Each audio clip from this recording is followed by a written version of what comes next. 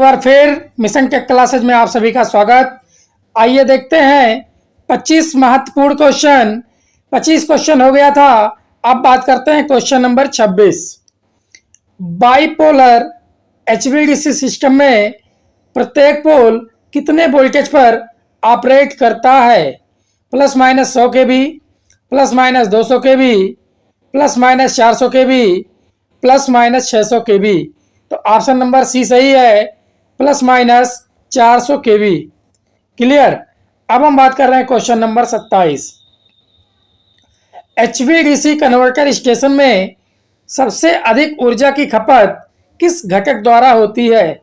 Converter, transformer, thyristor valve, shunt reactor, DC filter.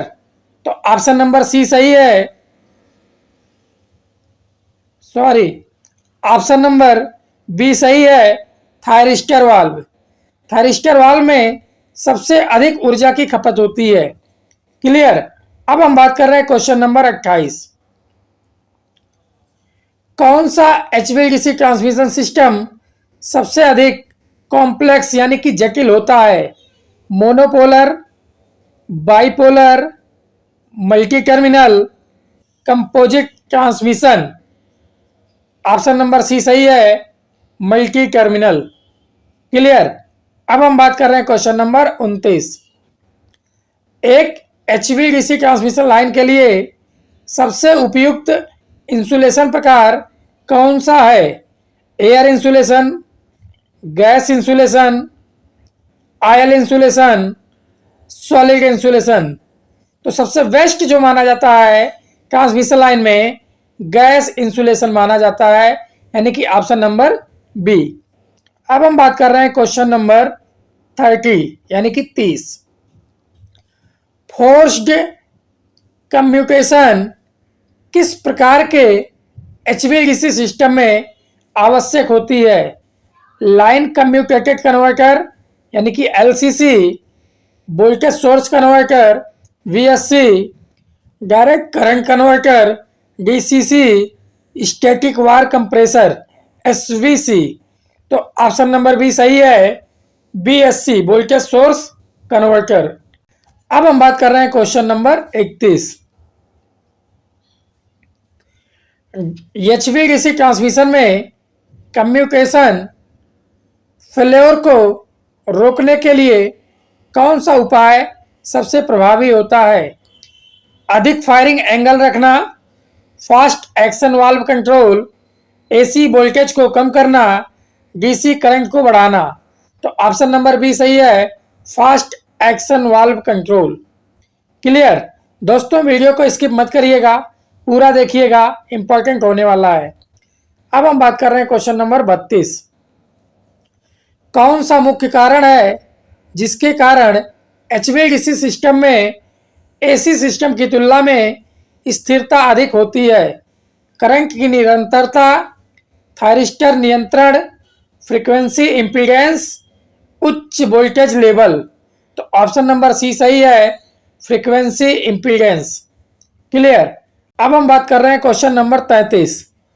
HVDC transmission में कौन सा तत्व कन्वर्टर स्टेशन पर वोल्टेज और करंट हार्मोनिक्स को कम करने के लिए प्रयोग किया जाता है? Transformer, series reactor, harmonic filter, bypass switch. तो ऑप्शन नंबर सी सही है, हार्मोनिक फिल्टर। अब हम बात कर रहे हैं क्वेश्चन नंबर 34।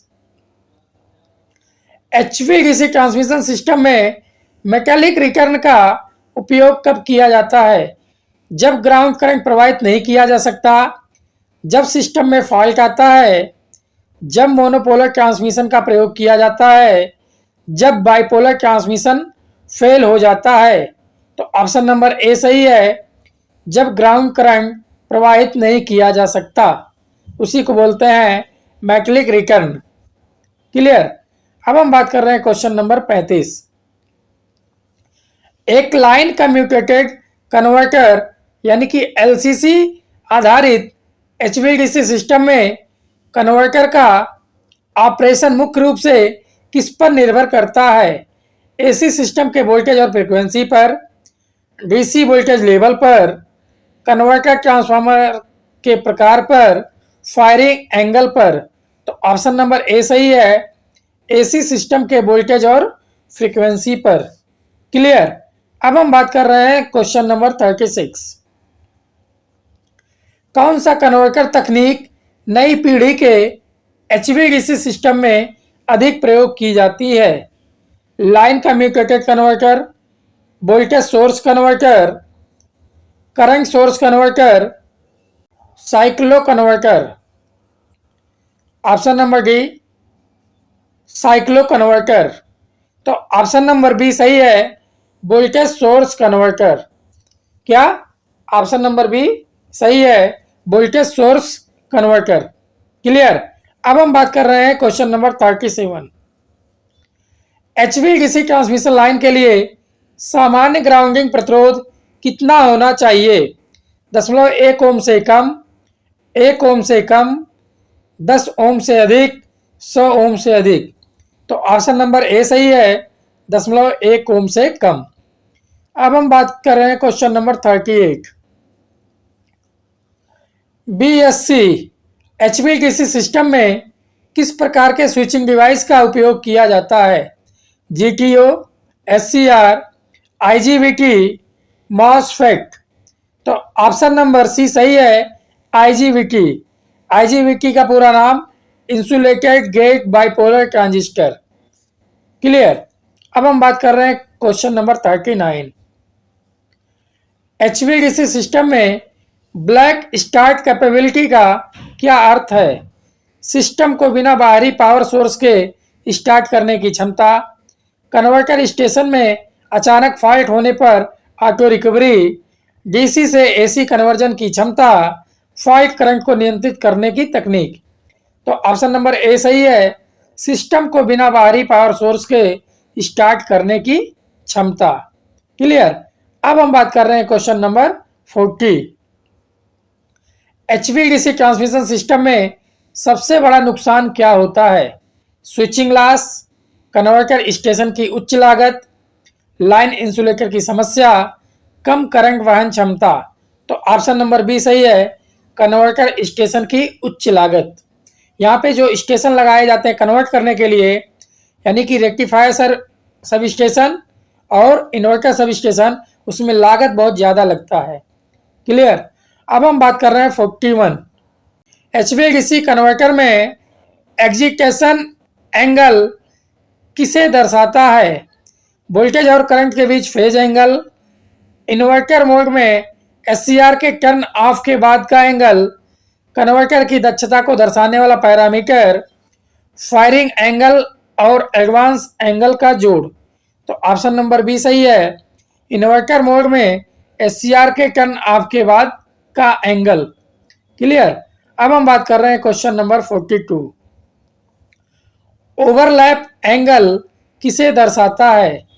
कन्वर्टर में एक साथ दो एससीआरए के कंजंक्शन के दौरान एंगल, डीसी पावर लॉस को दर्शाने वाला फैक्टर, करंट हार्मोनिक्स को नियंत्रित करने के लिए आवश्यक पैरामीटर, कन्वर्टर के आउटपुट वोल्टेज को प्रभावित करने वाला एंगल। तो ऑप्शन नंबर ए सही है, कन्वर्टर में एक साथ दो एससीआर के कंजंक्शन के दौरान का एंगल। क्लियर। अब हम बात कर रहे हैं question number 43। Voltage source converter यानी कि बीएससी आधारित एचवीडीसी सिस्टम का मुख्य लाभ क्या है? रिएक्टिव पावर सपोर्ट की आवश्यकता नहीं होती, ब्लैक स्टार्ट क्षमता, स्वतंत्र रूप से सक्रिय और रिएक्टिव पावर कंट्रोल, उपरोक्त सभी। तो ऑप्शन नंबर डी सही है, उपरोक्त सभी। क्लियर। अब हम बात कर रहे हैं क्वेश्चन नंबर 44। एचवीडीसी सिस्टम में हार्मोनिक डिस्ट्रक्शन को कम करने के लिए कौन सा फिल्टर उपयोग किया जाता है? केवल सीरीज फिल्टर, केवल शंट फिल्टर, शंट और सीरीज दोनों फिल्टर, किसी फिल्टर की आवश्यकता नहीं होती। तो ऑप्शन नंबर सी सही है, शंट और सीरीज दोनों प्रकार का फिल्टर हार्मोनिक डिस्ट्रक्शन को कम करने के लिए यूज किया जाता है। क्लियर। अब हम बात कर रहे हैं question number 46। Mid point grounding का उपयोग किस प्रकार के एचवीडीसी ट्रांसमिशन सिस्टम में किया जाता है? Monopolar system, bipolar system, multi terminal system, back to back HVDC system. तो ऑप्शन नंबर बी सही है, बाइपोलर सिस्टम। क्लियर। अब हम बात कर रहे हैं क्वेश्चन नंबर 46। एचवीडीसी ट्रांसमिशन में रिएक्टिव पावर कंपनसेशन की आवश्यकता क्यों होती है? कन्वर्टर ऑपरेशन के कारण रिएक्टिव पावर की मांग बढ़ जाती है। डीसी ट्रांसमिशन में यह अनिवार्य होता है। डीसी लाइन में करंट हार्मोनिक्स को कम करने के लिए, अधिक पावर ट्रांसफर सुनिश्चित करने के लिए। तो ऑप्शन नंबर ए सही है, कन्वर्टर ऑपरेशन के कारण रिएक्टिव पावर की मांग बढ़ जाती है। क्लियर। इसी को कहते हैं डीसी में रिएक्टिव पावर कंपनसेशन। अब हम बात कर रहे हैं क्वेश्चन नंबर 47। कौन सा converter topology multi terminal HVDC के नेटवर्क के लिए सबसे उपयुक्त है? Line commutated converter, voltage source converter, current source converter, phase controlled converter. तो ऑप्शन नंबर बी सही है, वोल्टेज सोर्स कन्वर्टर यानी कि बीएससी। अब हम बात कर रहे हैं question number 48। HVDC converter station में वैल्यू कूलिंग सिस्टम का क्या उद्देश्य या वैल्यू कूलिंग सिस्टम का मुख्य उद्देश्य क्या होता है? कन्वर्टर की दक्षता बढ़ाने के लिए, स्विचिंग लॉस को कम करने के लिए, थायरिस्टर के तापमान को नियंत्रित करने के लिए, हार्मोनिक डिस्टॉर्शन कम करने के लिए। तो ऑप्शन नंबर सी सही है, थायरिस्टर के तापमान को नियंत्रित करने के लिए। क्लियर। अब हम बात कर रहे हैं question number 49। Bipolar HVDC system में यदि एक पोल फेल हो जाता है तो सिस्टम कैसे कार्य करता है? संपूर्ण सिस्टम बंद हो जाता है, दूसरा पोल मोनोपोलर मोड में ऑपरेट करता है, दोनों पोल्स फेल हो जाते हैं, ट्रांसमिशन क्षमता बढ़ जाती है। ऑप्शन नंबर बी सही है, दूसरा पोल मोनोपोलर मोड में ऑपरेट करता है। क्लियर। अब हम बात कर रहे हैं क्वेश्चन नंबर 50। एक एचवीडीसी सिस्टम में शंट रिएक्टर का मुख्य कार्य क्या होता है?